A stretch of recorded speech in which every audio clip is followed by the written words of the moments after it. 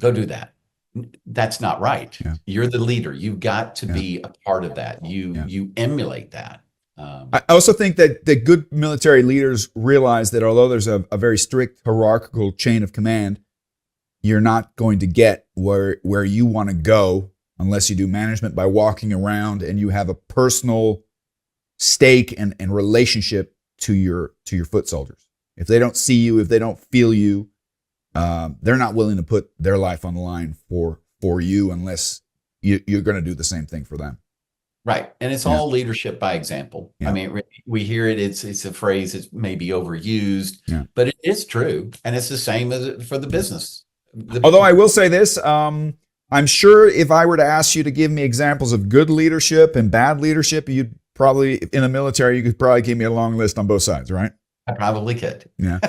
What would you say were some of the better qualities of your superior officers that you had that kind of stuck out to you and shaped the way you became as a leader?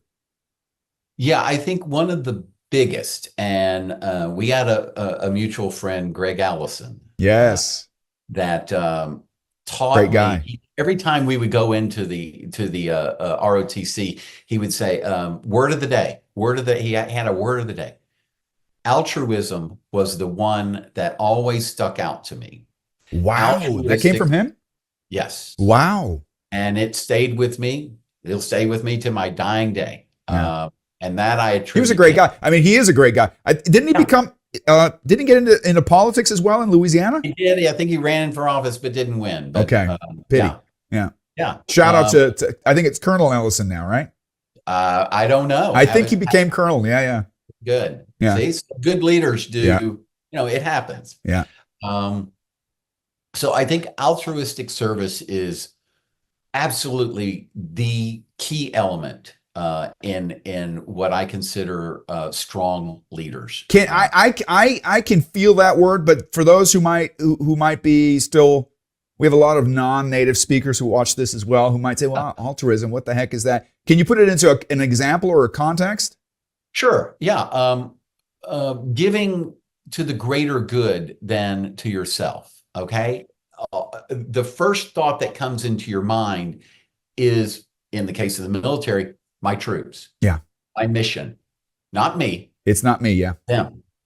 That's altruistic service. I want to give of myself onto the mission. Have you heard that business has kind of, a little bit late, has picked up this new bingo word, right? This buzzword called servant leadership. I don't know if you've run across it, but that's kind of, I think, what you're talking about. The concept that you understand that you have a role of leadership, but it's actually a privilege and not something you deserve or entitled to, and that your quality as leader is only as good as those that you serve. Now, we're getting a little philosophical, but I think we're kind of getting to the core of what we're going to talk about later, is why leadership has such a bad or so many organizations are famous for poor leadership, in particular politicians.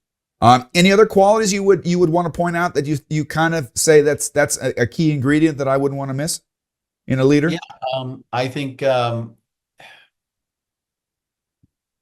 taking the harder right than the easier wrong. Oh, okay. Okay. Which also means not just looking for the short-term easy solution, but also think about midterm, long-term. Yeah, you got it. That's it. And you know it's right. And it's just, we don't have the time. We don't have the money. Whatever it is, we're going to have to do it a different way. No. Yeah. Harder right than the easier wrong. You know, another thing that was kind of baked into us, and I think we were maybe not as cognizant of it, that it was happening to us, because it was kind of a positive indoctrination. I'm a big fan of Stephen Covey, 7 Habits and Principle-Based Leadership. I love that book, Principle-Based Leadership. But when I read it, I constantly had flashbacks of some of the mantras and sayings that we picked up in the military.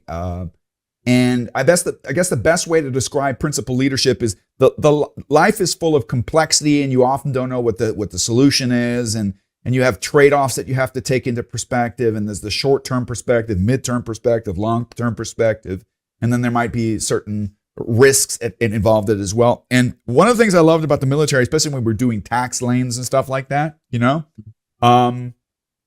Psychologists have long ago identified human beings will always do what's easiest, okay? But rarely is that the right thing to do. And one of the things that I think the military was really, really good at already with young officers, and I wish that actually companies would do that with their young managers, that they had the same kind of training program, which doesn't exist. You come out of college and they assume you're a leader, which is a far cry. But this kind of principle, like leave no one behind, okay?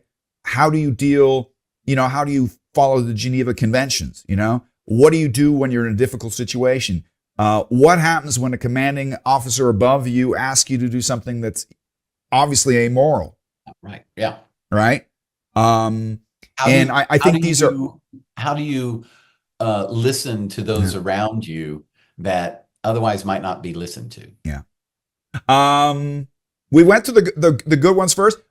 Without naming any names, I'm sure you've had plenty of examples of negative leadership as well in the military. Are there any kind of key things where you said, I often say we often learn positive leadership traits by experiencing negative ones. What were some of the negative ones you experienced? Yeah, I think the common trait that runs through every, what I would consider marginal leader, I don't like to say bad leaders. Obviously there are those, but the common trait is me. Me. And when they are given the opportunity to talk about something, it's all about, well, I did this. Grandiosity. It's the me story. That's a good sign right there that this is not somebody that I understand completely what you were talking about.